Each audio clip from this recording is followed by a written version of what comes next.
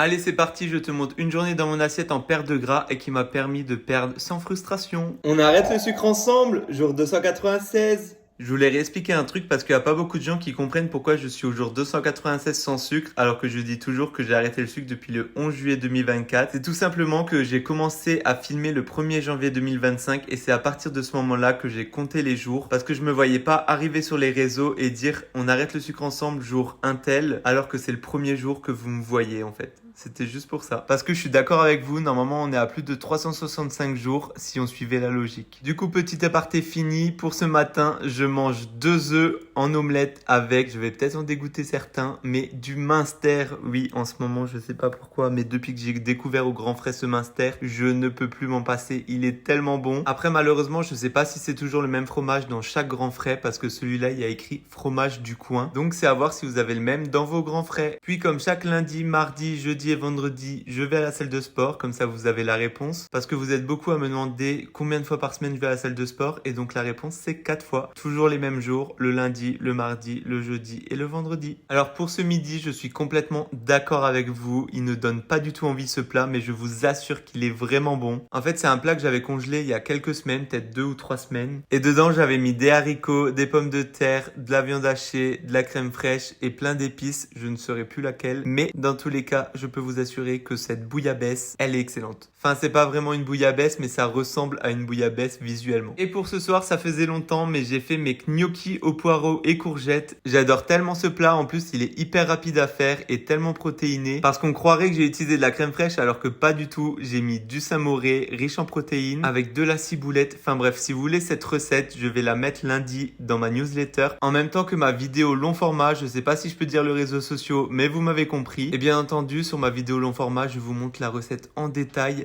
Pas besoin de la newsletter si vous n'avez pas envie de vous inscrire. Vous aurez juste à aller sur l'autre réseau social. Et pour ce soir en dessert, comme d'habitude quand je mange des desserts, c'est des fruits. Donc là, c'est des raisins rouges. Et j'ai voulu faire comme dans Astérix, Mission Cléopâtre. Je sais pas si vous avez la ref, mais le gars qui essaye toujours de lancer des raisins et qu'il arrive à les mettre dans sa bouche. J'ai dû au moins le faire une dizaine de fois pour réussir. Et ça y est, j'ai enfin réussi. Sur ce, je vous dis bonne soirée et à demain.